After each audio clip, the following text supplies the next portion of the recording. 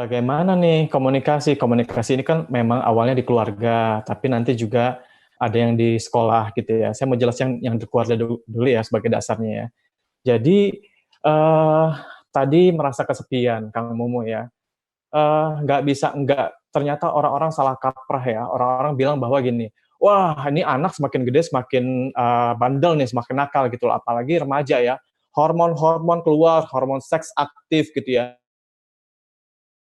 Ternyata itu nggak jadi jaminan. Banyak juga kok yang hormonnya aktif, hormon seksnya aktif, testosteron, estrogen, progesteron mulai mulai banyak gitu ya. Tapi ternyata ini nih yang namanya attachment atau kelekatan itu relasi utama yang itu sebenarnya bisa mengcounter semua gitu ya. Jadi saya mau bilang ke Bapak Ibu guru, periode emas attachment itu, bonding attachment atau kedekatan antara anak dan orang tua itu di usia 0 sampai 3 tahun. Makanya saya bilang kalau misalnya sekolah itu 0 sampai 3 tahun lebih baik di rumah dengan ibu bapaknya gitu ya. Terus dopamin itu yang tadi saya bilang zat bahagia itu terbentuk 0 sampai 1,5 tahun. Itu orang anak itu harus banyak dopamin keluar di otaknya. Kenapa? Mereka harus bahagia. Ingat, anak-anak batita itu harus bahagia. Kenapa? Bahagia itu berkaitan dengan emosi, dan otak yang pertama berkembang adalah otak bagian emosi. Ini dasar.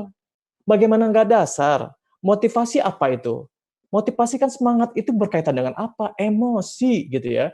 Terus empati, empati rasa apa sih, peduli dan sebagainya, itu apa? Itu kan sebenarnya emosi juga. Jadi hormat, empati, ketangguhan, motivasi dan sebagainya, itu dasarnya dari emosi.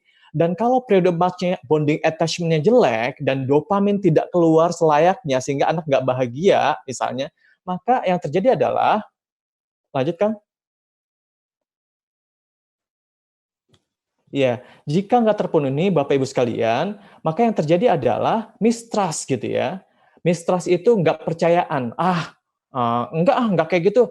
Benar, Mama bilang benar. Atau sama gurunya sekalipun nggak percayaan gitu ya.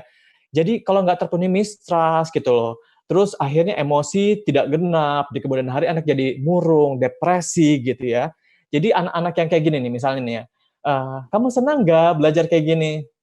Senang gitu. Bilangnya sih senang, tapi ekspresinya nggak senang. Ingat loh, bahasa tubuh itu 55%. 55%.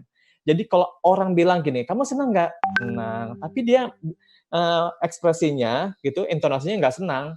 Itu kata-kata senang itu cuma 7%. Selebihnya kita bisa mempunyai hal-hal yang lain, kayak bahasa tubuh dan intonasi gitu ya.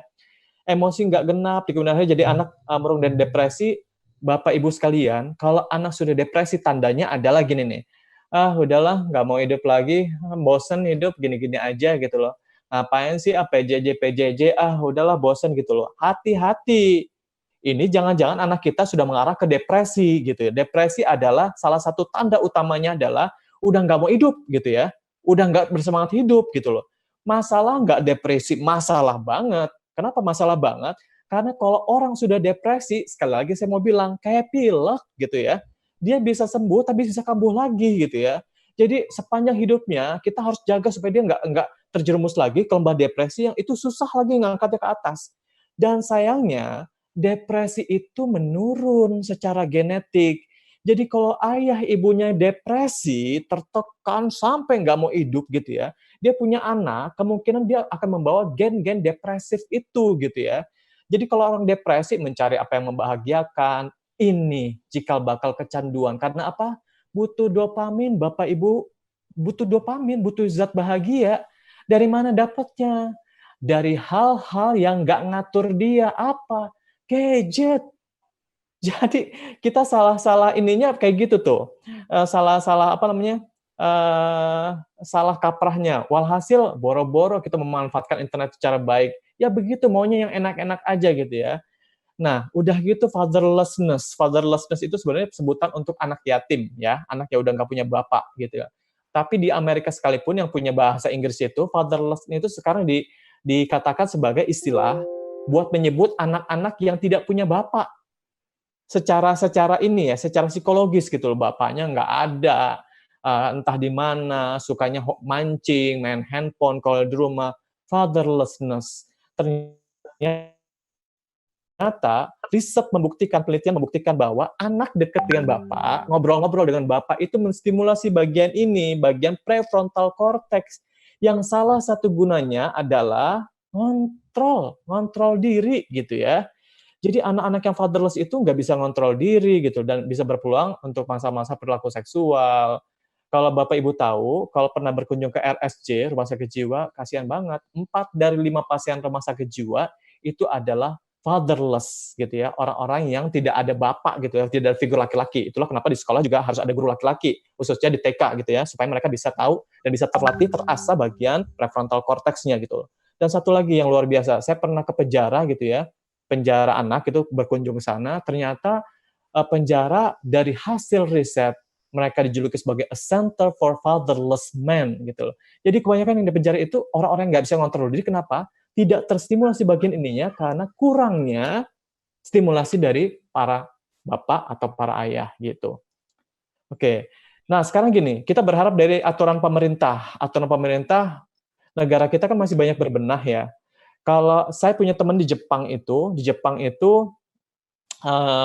apa ya, salah satunya tentang PJJ aja ya. Jepang itu di awal pandemi itu mereka nggak menerapkan PJJ, tapi mereka mempersiapkan bagaimana anak-anak nanti menghadapi situasi PJJ ini, gitu.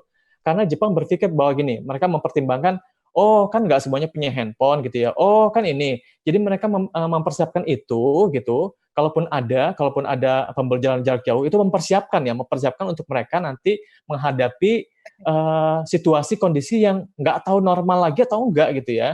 Tapi kan negara kita masih banyak berbenah. Jadi gimana dong nasib anak-anak kita? Nggak bisa. Kita harus ya kembali ke diri kita. Yang kita bisa kontrol adalah diri kita, lingkungan terdekat gitu ya. Kalau di rumah ya lingkungan rumah, kalau di sekolah ada aturan di sekolah, ya itu sekolah gitu ya.